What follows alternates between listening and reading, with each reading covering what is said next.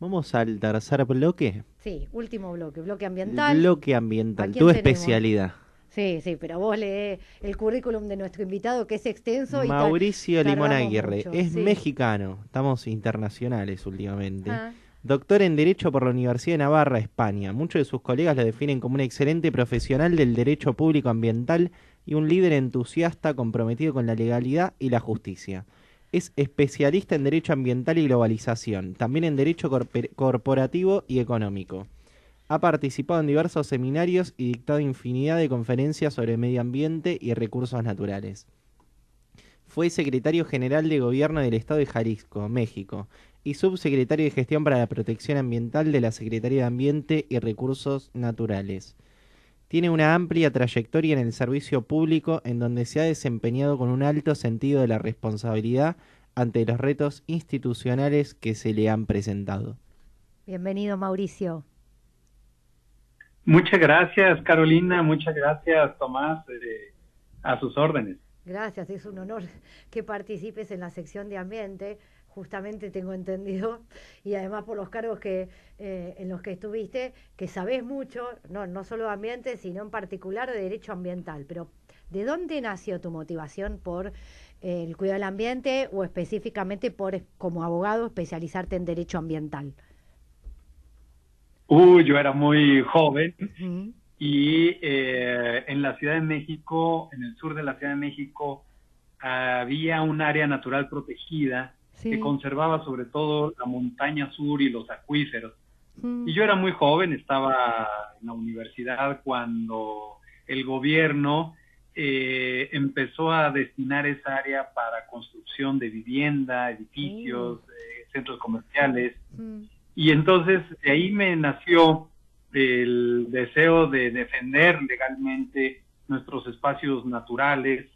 Y por otro lado, me daba cuenta que en esa zona, que es una zona de recarga de acuíferos, la gente, los pueblos originarios que viven en la parte alta de la montaña, no tenían agua, a pesar de que ahí nacían los manantiales, Sí. y todo el agua se iba hacia la parte baja del valle de la Ciudad de México, que iba creciendo, y yo sabía que esta zona pues iba a demandar mucha agua. Entonces, de ahí me movilicé junto con muchos otros jóvenes, no tuvimos ningún éxito, por supuesto, pero de ahí me nació el deseo de dedicarme al tema ambiental y específicamente al derecho. Yo veía mucha injusticia Claro. y quería yo pues. Y en particular en esto de el derecho ambiental y la globalización, ¿qué es lo que se ve en esa especialización? ¿Qué foco extra pone ese máster con relación a otro, por ejemplo, que no vincule el derecho ambiental con la globalización? El derecho ambiental nació del derecho internacional Sí. y los países hemos ido adecuando nuestra legislación al marco internacional. Hay que Sí. recordar que el derecho ambiental nació desde 1975 en una cumbre que se conoció como la Cumbre de Estocolmo sobre el Medio Humano. Sí. Posteriormente la famosa Cumbre de Río en el año 92. 92. Y en ese lapso de tiempo, del 75 al 92, empezaron a surgir convenios internacionales muy importantes, como por ejemplo CITES, que es el Convenio Internacional sobre Especies Amenazadas y en Peligro de Extinción, y muchos otros más, que los países hemos ido, digamos, atrás de esta locomotora que es los tratados internacionales, tratando de pues poner nuestro propio grano de arena a nivel local. Por eso es muy relevante conocer el derecho internacional, y a partir, pues todos sabemos que de la caída del muro de Berlín, pues empezó el tema de la globalización. Claro. Y hoy, por ejemplo, hablar de cambio climático, pues no se entiende en cada país y desde una mirada global, Exacto. y así en cada uno de los temas. Incluso uno de los temas que ha sido un poco de conflicto sobre este tema de la globalización es el tema forestal. Es el único sector ambiental que no tiene un tratado internacional, fíjate. Y eso porque muchos países consideran que sus recursos naturales, la soberanía sobre sus recursos naturales es de tal manera que no aceptan ni siquiera una mirada desde fuera. Claro.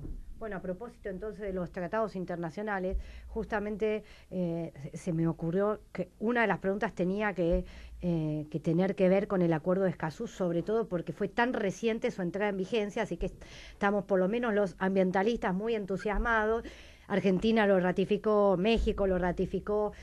¿Cómo, o sea, podrías compartir con la audiencia de qué se trata en particular este acuerdo regional y cómo crees que va a impactar en el caso de México en la ratificación y entrada en vigencia? Sí, cómo no. Antecedente remoto, pues es la Cumbre de Río, que contempló un famoso llamado Principio 10, que es el principio de acceso. Exacto. Ese principio de acceso contempla el acceso a la información, a la participación en los procesos ambientales y en la justicia ambiental. Sí. Por eso se le llaman los derechos de acceso consagrados en este principio 10. Exacto. En 1998, Europa implementó un acuerdo vinculante regional que se llama el Convenio de Aarhus, que contempla estos tres principios de acceso. Sí. Fue muy interesante la experiencia porque Europa del Este no está, apenas acababa de entrar a la Unión Europea, y fue como un elemento equilibrador el Convenio de Aarhus en toda Europa, que tenía pues niveles de desarrollo y de cuidado de protección del medio ambiente muy disímbolo, y este fue un elemento que ayudó a equilibrar, a compartir experiencias, a poner sobre la mesa qué se puede hacer y qué no se puede hacer, y cómo avanzar en la gobernanza ambiental. Y fue hasta la Cumbre de Río +20 en el año 2012 que algunos países, entre esos México, empujaron para crear un acuerdo o un convenio regional similar al de Aarhus para América Latina y el Caribe. Y así fue como varios países se sumaron a este llamado, y de 2012 a 2014 se pusieron las reglas de juego sobre las negociaciones, muy importante porque ahí en ningún otro instrumento internacional la participación del público fue clave. De hecho, al principio la participación del público era casi al mismo nivel de que cualquier estado, y esto pues fue una novedad. Posteriormente se estableció pues que podían participar de manera, digamos, representativa, y fueron negociaciones del 2014 al 2018 empujadas fundamentalmente por la sociedad civil. Y en 2018 se firmó este acuerdo, se le conoce como Acuerdo de Escazú porque se firmó en Escazú, San José de Costa Rica, y por eso se le llama el Acuerdo de Escazú.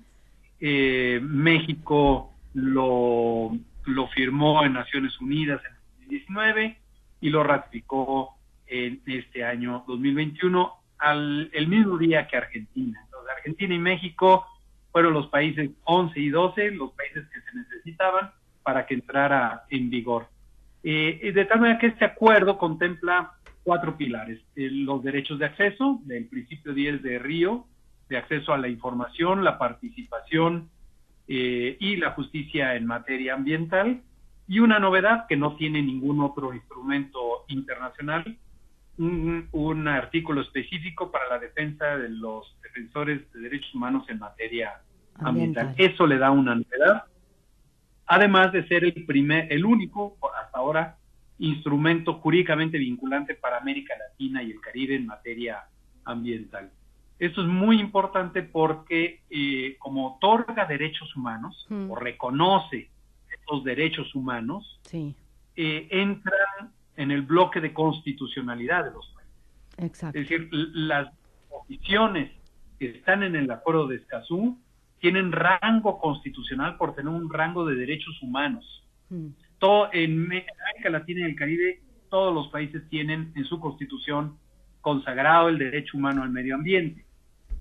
Cada país pues ha interpretado el alcance de esto. Lo que sí está claro que los derechos humanos, como se incorporan al bloque de constitucionalidad, pues tiene una importancia fundamental. Hay normas en el Acuerdo de Escazú que tendrán una aplicación de inmediato y hay otras que no, otras que tendrán que desarrollarse bajo el principio progresivo, bajo el principio de no regresión, que por cierto también es el único instrumento ambiental internacional que contempla específicamente el principio de no regresión. Así que es un instrumento muy novedoso y fue la penúltima reunión en la que se acordaba el Acuerdo de Escazú en el mismo año 2018, que se incorporó este artículo sobre los defensores de derechos humanos en materia ambiental, porque tristemente América Latina es una región muy peligrosa para los defensores en materia ambiental. Ciertamente, bueno, muchísimas gracias por tan clara respuesta. Quería saber cuál fue el desafío más importante que tuviste que resolver en la gestión, ya sea como subsecretario, como secretario general de gobierno, en alguno de tus roles a nivel gubernamental. ¿Cuál sentís que fue el desafío más grande y si lo pudiste resolver con éxito? Bueno, dos niveles de desafío. El desafío de romper inercias. Sí. La administración pública está muy anquilosada, está con mucho colesterol, digamos así, y romper inercias, eso lleva mucho tiempo, claro, y supone un cambio cultural al interior. Pero ese romper inercias era precisamente para lograr esta gobernanza. El gobierno en general los gobiernos están muy encerrados en sí mismos y hay que abrir y oxigenar, y eso es fundamentalmente con estos tres temas: la información, la participación y la justicia en materia ambiental. Y yo me daba cuenta que es una enorme frustración para la gente en general ver la degradación ambiental y no poder hacer nada. Exacto.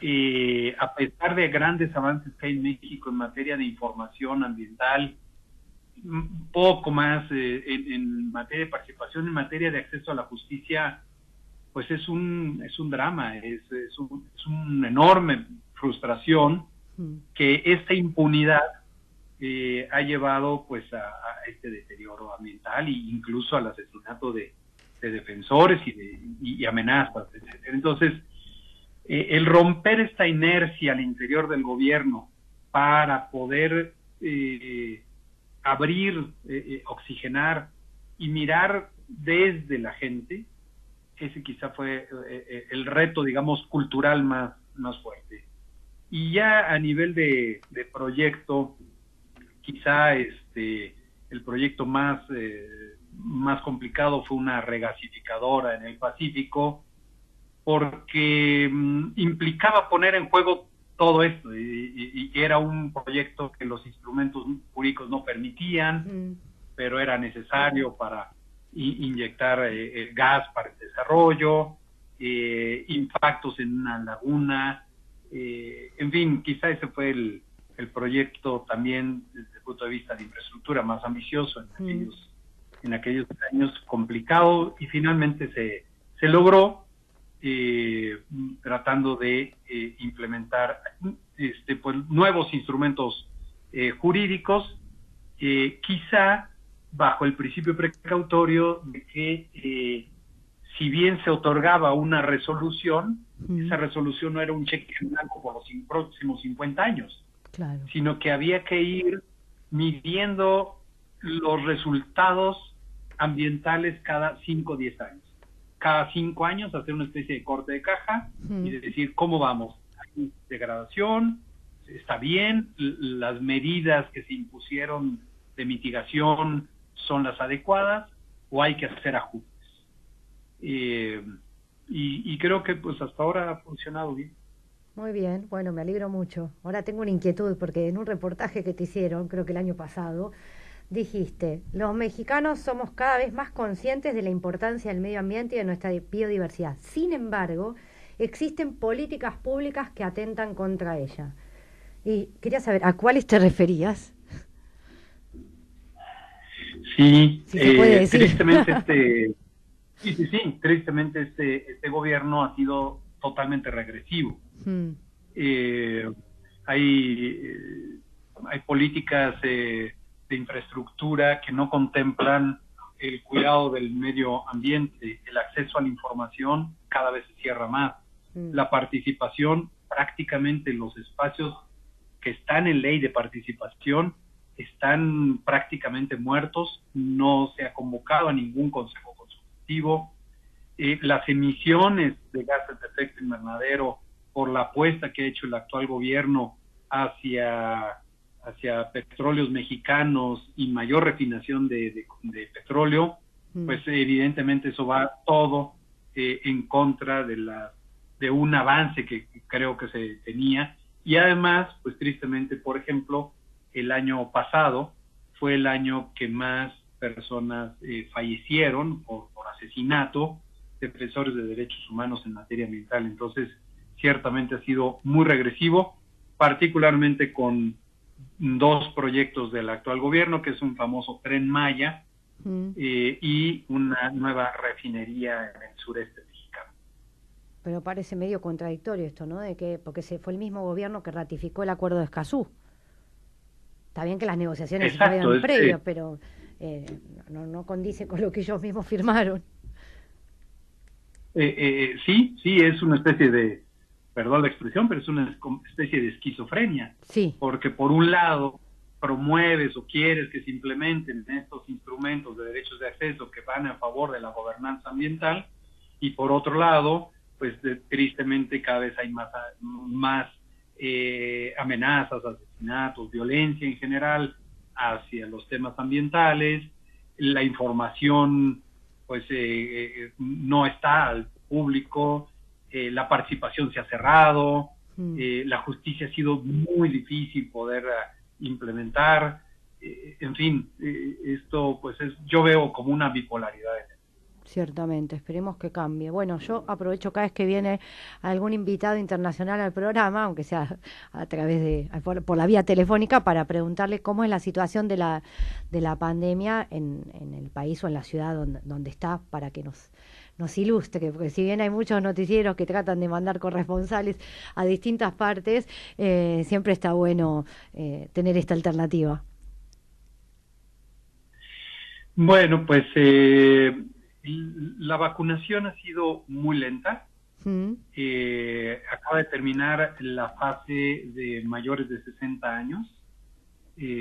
Obviamente no ha sido, aún así, pues no todos los mayores de 60 años se han podido vacunar. Nosotros la empezamos hoy, el empadronamiento, ni siquiera a vacunar, así que estamos más lentos todavía, me parece. Sí. La desorganización en ciertos lugares, municipios, ha sido mayor, en otros ha sido muy buena. Apenas inicia el registro de las personas de 50 o más. Sí. Va a haber este mes, va a haber un esfuerzo de vacunación importante para maestros, con la idea de que el próximo semestre puedan retomarse las actividades, aunque sea de manera semipresencial en las escuelas.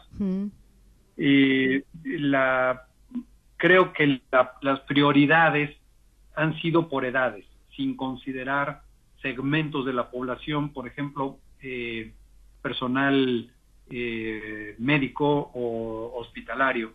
Claro. Solo se ha vacunado al personal médico de hospitales públicos. Claro. Todo el personal sanitario privado ha quedado relegado completamente, y solo el personal público. Enfermos, por ejemplo, con ciertas enfermedades, por ejemplo, inmunodepresivas o que tengan que ver con estos temas, pues no están en las prioridades. Es decir, la prioridad es únicamente por edad y médico y personal sanitario público. Tristemente hay que considerar que el próximo 6 de junio hay elecciones intermedias, se eligen candidatos a diputados, prácticamente todas las alcaldías, prácticamente todos los gobiernos de las entidades, de gobiernos de cada una de las provincias. Va a ser la primera vez que se eligen al mismo tiempo más representantes públicos, regidores, alcaldes, etcétera.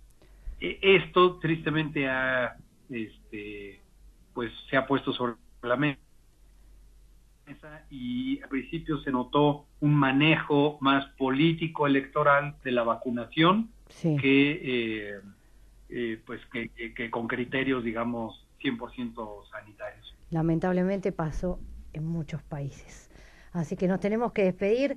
Perdón que corte así, Mauricio, me quedaría horas hablando, pero si no corto yo, me corta la producción. Así que muchas gracias por tu tiempo y ha sido un honor. Gracias, Carolina. Gracias, Tomás. Un honor para mí. No, gracias a usted. Bueno, y así terminamos este programa. Recuerden seguirnos en las redes Carolina Estebarén en Instagram, C Estebarén en Twitter, y nos estamos viendo el próximo viernes. ¿A qué hora, Caro? A las 13. A las 13 horas, me voy a olvidar.